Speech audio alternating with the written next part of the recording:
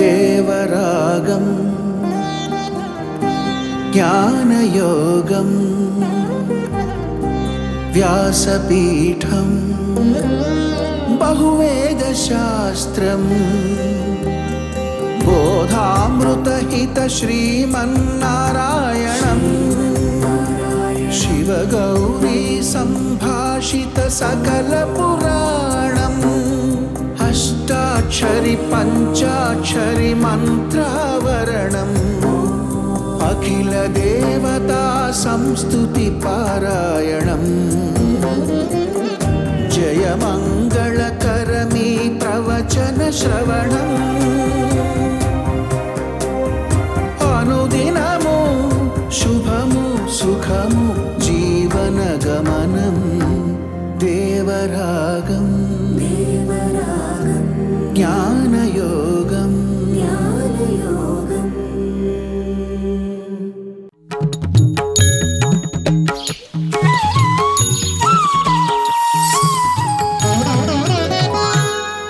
ఆపదామపహర్తారం దాతారం సర్వసంపదాం లోకాభిరామం శ్రీరామం భూయో భూయో నమామ్యహం.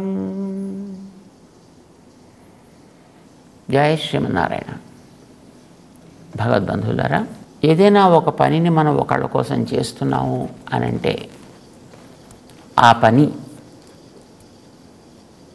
చేసేటటువంటి వ్యక్తికి ఎవరి కోసం చేస్తున్నానో వాళ్ళకి అది ఇష్టమవుతోందా లేదా ఇది తెలియాలి. దాంతోపాటు వాళ్ళకి ఇది ఇలా చెయ్యాలి అని ఆదేశించినప్పుడు దానికి తగ్గట్టుగా దాన్ని చేయడం అనేటటువంటిది, తద్వారా వాళ్ళకి ప్రీతికరంగా ఉండడం అనేది అవసరం. ఎవరి కోసం చేస్తున్నానో తెలియకుండా చేసే పనిలో సుఖం ఉండదు, ఆనందం ఉండదు.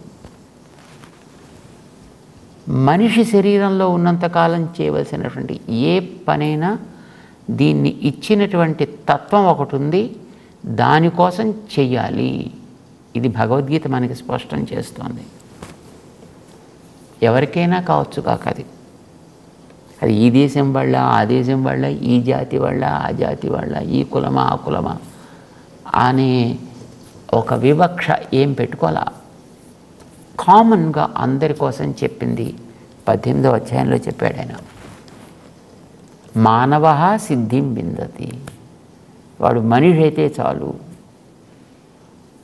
ఏ దేశంలో పుట్టినా పుట్టచ్చు కదా, ఏ జాతిలో పుట్టినా, ఏ కులంలో పుట్టినా, ఏ మతంలో పుట్టినా పుట్టచ్చు వాడు. కానీ వాడు చేసేటటువంటి పని వీడికి సుఖం కలిగించాలి, ఇది అందుకునేవాడెవడో వాడు కూడా ఆనందించాలి. వాడెవడై ఉంటాడు, వాడు ఎలాంటి వాడై ఉంటాడు అనేదాన్ని ఒక గీత గీసి చెప్పాడు కృష్ణుడు. ఎవడి వల్ల ఈ ప్రపంచంలో ఉండే సకల చరాచరాత్మకమైనటువంటి ఈ భూతములు వస్తున్నాయో, ఎవడి మీద ఇవన్నీ ఆధారపడి నిలబడుతున్నాయో, అర్థాత్ ఎవడిలో తిరిగి ఇవన్నీ చేరుతున్నాయో, సృష్టి స్థితి లయము అని అంటాం మనం. అంటే ఈ జగత్తుకి సృష్టిని చేసి దానికి నిలబెట్టి దానికి మళ్ళీ తనలోకి తీసుకుని దాన్ని మళ్ళీ రీసైకిల్ చేయడానికి కావలసినటువంటి పద్ధతిలో మార్చి ఎవడు తిరిగి మళ్ళీ అన్నిటినీ తనలోంచి తీస్తూ ఉంచుతూ లోపలికి తీసుకుంటూ ఉంటున్నాడో అలాంటి వాడిని జగత్ కారణము అని అంటాం మనం. కారణం అంటే 3 పనులు చేయడం అని అర్థం అండి. సృష్టి స్థితి లయాలు చేసేవాడు అని అర్థం. ఇది ఎవరు చేస్తున్నారో వాడికి సంతోషం కలిగేటట్టు నువ్వు ప్రతి పని చేసుకోవాయా అన్నారు.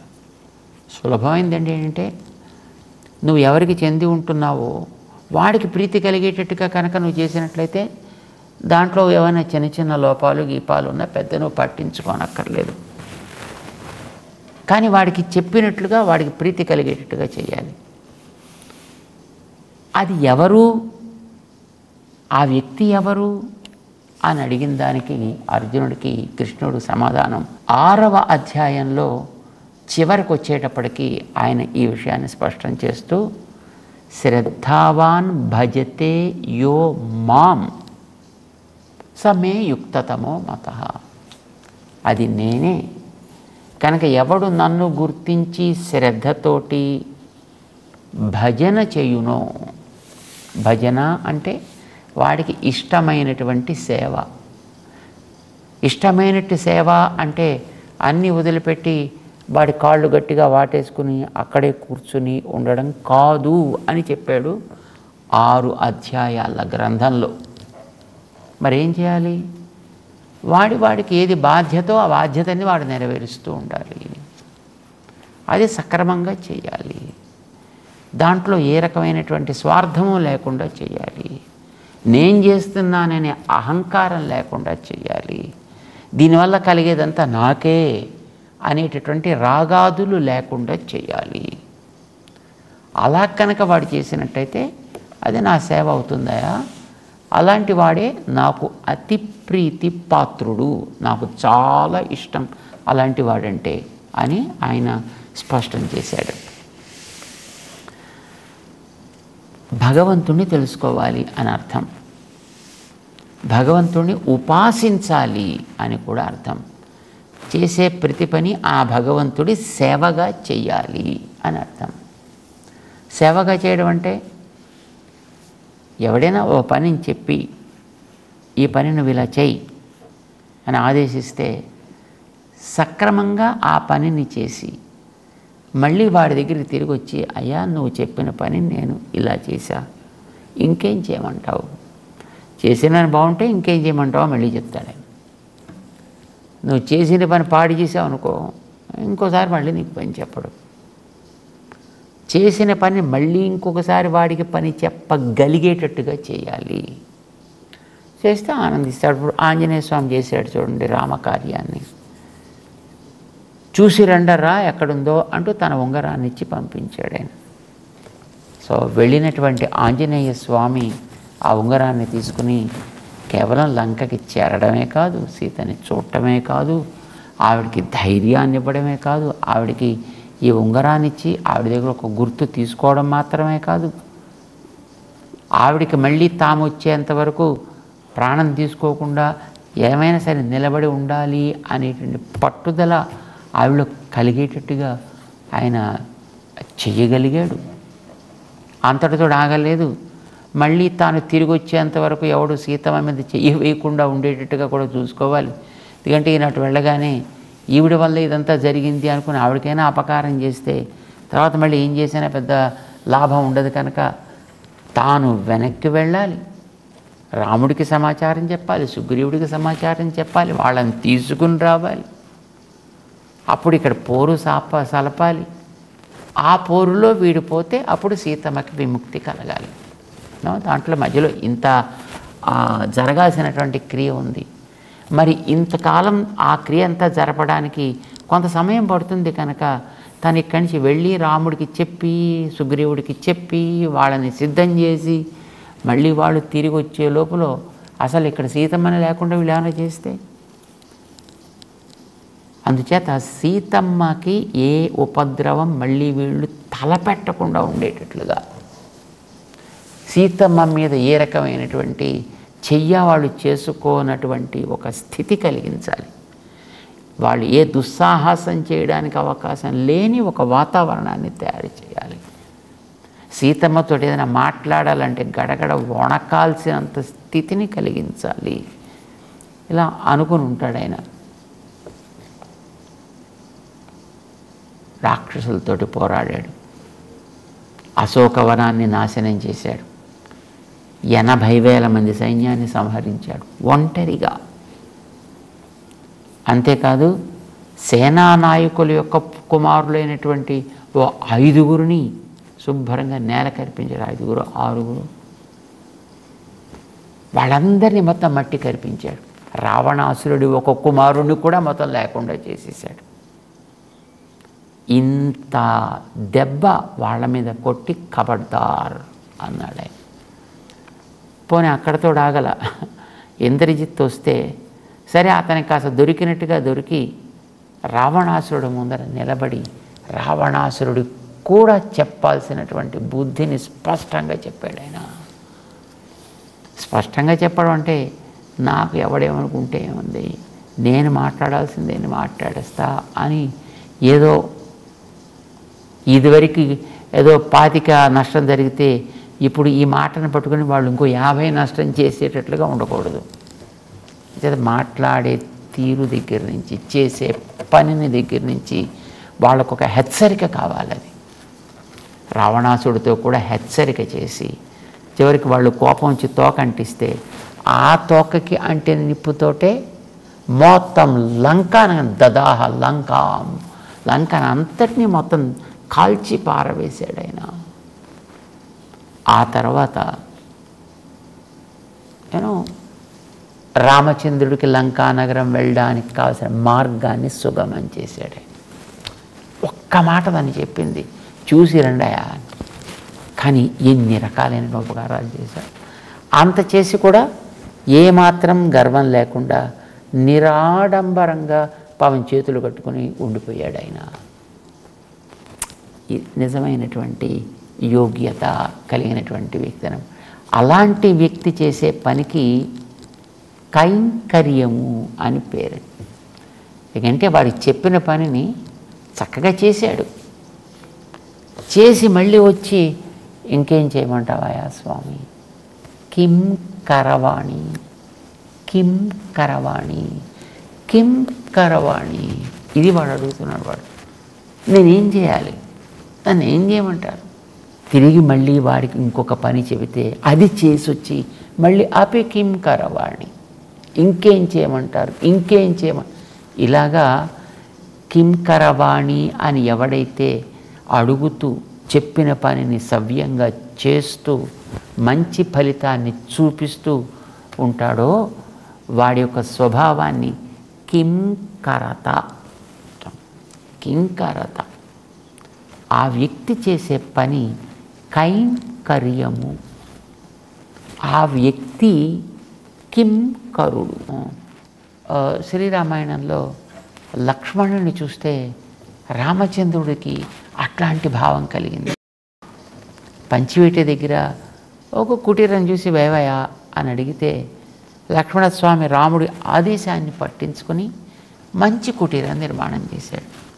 ఆ కుటీరం కట్టినప్పుడు చూసిన రాముడు ఆశ్చర్యపడిపోయి, అబ్బాయి కట్టావాయా, ఎంత అందంగా కట్టావాయా, భావజ్ఞేన కృతజ్ఞేన ధర్మజ్ఞేన చ లక్ష్మణ, అసలు నువ్వు నా భావాన్ని ఎట్లా తెలుసుకున్నావయ్యా, ఇలాంటిది ఒక రూమ్ ఉంటే బాగుంటుంది అని నేను ఎప్పటి నుంచో మనసులో అని అనుకుంటున్నా, దాన్ని నువ్వు చదివినట్టుగా అద్భుతంగా కట్టేసావయ్యా. చెయ్యాల్సిన పని ఏమిటి అనేది బహుశా నువ్వు మొట్టమొదటే నాన్నగారి దగ్గర శిక్షణ పొంది ఉంటావు. అందుకోసమని ఏదేది నాన్నగారు నా విషయంలో చెయ్యాలి చెయ్యాలి చెయ్యాలి అని అనుకుంటున్నాడు, అవన్నీ నువ్వే చక్కగా చేసి పెట్టావు. చాలా ఆశ్చర్యంగా చెయ్యవలసిన పనులన్నీ కూడా సవ్యంగా నువ్వు చేసి పెడుతున్నావు. భావజ్ఞేన కృతజ్ఞేన ధర్మజ్ఞేన చ రాఘవ. అంచేత నాకు నువ్వు ఉన్నంతకాలం మా తండ్రి గారు లేరనేటటువంటి లోటు లేదా, నాకు తండ్రి లేకపోవడం అనేది లేదు అని చెప్పేసుకున్నాడు ఆయన. ఆశ్చర్యం కదండి. త్వయా పుత్రేణ ధర్మాత్మ నా సంవృత్త పితామమ. నువ్వు ఉన్నావంటే ఇంకా నాకు తండ్రి లేని లోటే లేదు. అంటే చేసిన పనికి ఆనందించి యజమాని అంత అద్భుతంగా ప్రశంసించేటట్లుగా. ఇహ ఆంజనేయ స్వామి అయితే తిరిగి వచ్చి సమాచారం ఇచ్చి చేసిన పనంతా వివరించిన తర్వాత ఏమి ఇవ్వాలో తెలియలేదు పాపం రామచంద్రుడికి. అలా అవాక్కై ఉండిపోయి, ఇహ ఇవ్వాల్సింది నా దగ్గర ఏమీ లేదు కదా, సర్వస్వము నేను కోల్పోయాను, అహో నా దౌర్భాగ్యపు స్థితి అని అనుకున్నాడు ఆయన. రాజ్యాద్భ్రష్ట వనేవాస పత్నీ నష్ట వనేవాస. అంటే ఇన్ని రకాల కష్టాలు వచ్చాయి. ఈదృశీయం మమ అలక్ష్మీ నిర్దహేదపి పావకం. అన్నిటినీ కాల్చగలిగిన వాడు అగ్నిహోత్రుడైతే అగ్నిహోత్రులను కూడా కాల్చగలిగినంత పాపం, అయ్యో నన్ను మూటకట్టు కూర్చుంది అని అనుకున్నాడు పాపం ఆయన ఆ జరిగిన కష్టాలను తలుచుకుంటుంది. సో కట్టినటువంటి దానిని చూసి అందంగా అద్భుతంగా ప్రశంసించగలిగేటట్లుగా అలా పని చేయగలిగే వ్యక్తికి కింకరుడు, వాడు చేసేటువంటి పనిని కైంకర్యము అని మనం అంటాం అన్నమాట. ఇది 6వ అధ్యాయం చివరిలో చెప్పాడని. ఎవడైతే అట్లాగా ప్రీతితో కైంకర్య రూపముగా తన యొక్క కర్మలని ఆచరించునో వాడంటేనే నాకు చాలా ఇష్టము అని చెప్పాడు ఆయన. మరి నువ్వెవరవయా ఇంతకని? నువ్వెలాంటి వాడివయా? మరి నిన్ను ఉపాసన చెయ్యడం అంటే ఎట్లా? ఏం చేస్తే అది ఉపాసన అవుతుంది? ఏమో పనులు చేయమంటున్నావు, ఒక చోట కర్మాచరణ చేయమంటున్నావు. ఆ చేసేటటువంటి పనిని నేను మానేసి హాయిగా చక్కగా ఉపాసన చేద్దాం, భజన చేద్దాం, ధ్యానం చేద్దాం, యోగం చేద్దాం అని అంటే అలాగే వదలడానికి వీలేదంటున్నావు. పని మారడానికి వీలేదంటున్నావు. కానీ పని సాధనం అంటలేదు, వాడికి చేసే ఉపాసన సాధనం అంటున్నావు.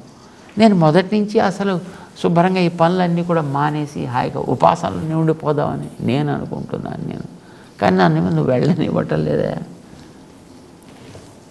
అంటే ఆయన ఉపాసన యో మాం భజతే వేదాంత శాస్త్రంలో ఎన్నో చోట్ల ఇలాగ భగవంతుణ్ణి సేవించడానికి రకరకాల పేర్లు చెప్పారు. వేదనము, దర్శన సమానాకారము, స్మృతి నిలకడ అయిన స్మృతి, విద్య, తమేవం విద్వాన్ అమృత ఇహ భవతి. ఎవడైతే అతన్ని ఈ విధంగా తెలుసుకుందురో, తమేవ విదిత్వా అతి మృత్యుమేతి, వాడినే తెలుసుకుంటే తలచుకుంటే మృత్యువు అత్యేతి, వాడు మృత్యువు నుంచి హాయిగా తప్పించుకోగలుగుతాడు. వేదనము అని చెప్తోంది అక్కడ. రకరకాల చోట్ల రకరకాల పదాలు వాడుతున్నారు. ఒకచోట ఉపాసనం అంటారు, ఒకచోట భజన అంటారు, ఒకచోట దర్శనం అంటారు, ఒకచోట స్మృతి అంటారు. ఏమిటి నేను సాధించాల్సింది ఇంతకీ? నిన్ను ప్రీతి కలిగిన వాడిగా చెయ్యాలి అంటే ఇందులో నేను ఏది సెలెక్ట్ చేసుకోవాలి? ఇది పాపం అర్జునుడికి సందేహం కలిగిందన్నమాట. ఏం చేయాలి దాంట్లో? తాను భజన చేస్తే అసలు ఏమవుతుంది, ఏమవుతుందో గతంలో తను చెప్పాడు ఆయన. విముచ్య నిర్మమః శాంతః బ్రహ్మభూయాయ కల్పతే. వాడు విముచ్య లోపల మనస్సులో పేరుకుండేటటువంటి ఆ మమకారాదులు, రాగాలు, రకరకాలైనటువంటి వస్తువులు ఎందు ఉండేటటువంటి భావన వల్ల కలిగేటటువంటి క్లేశాదులు, ఈ క్లేశ సంబంధమైనటువంటి ఏవైతే పనులు ఉంటాయో అలాంటి వాటన్నిటినీ కూడా శుభ్రంగా కడిగి పారవేసుకుని ఈ ఉపాసన వాడు కనుక చేసినట్లయితే అప్పుడే కదా వాడు భగవంతుడికి ప్రీతివాడు అయ్యేది. ఇలాంటి లోపాలు, దోషాలు శుభ్రంగా ఇవన్నీ కడుక్కుపోయి విముచ్య నిర్మమః శాంతః, వాడు ఏ రకమైనటువంటి రజోగుణాది ఉద్రేకములు లేనివాడు, రాగాదులు లేనివాడై ఉండాలి, మమతాదులు లేనివాడై ఉండాలి. బ్రహ్మభూయాయ కల్పతే, బ్రహ్మభావాయ కల్పతే. బ్రహ్మభూయాయ అంటే బ్రహ్మ అంటే ఆత్మతత్వము. మన గతంలో చెప్పాడు ఆయన. ఆత్మతత్వాన్ని గురించి ఆయన ప్రస్తావన చేస్తున్నాడు. ఈ ఆత్మతత్వం అనేటటువంటి దాన్ని వాడు కల్పతే, తప్పకుండా వాడు పొంది తీరగలుగుతాడు.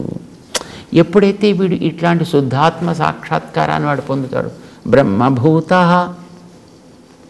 అప్పుడు వాడు ప్రసన్నాత్మ.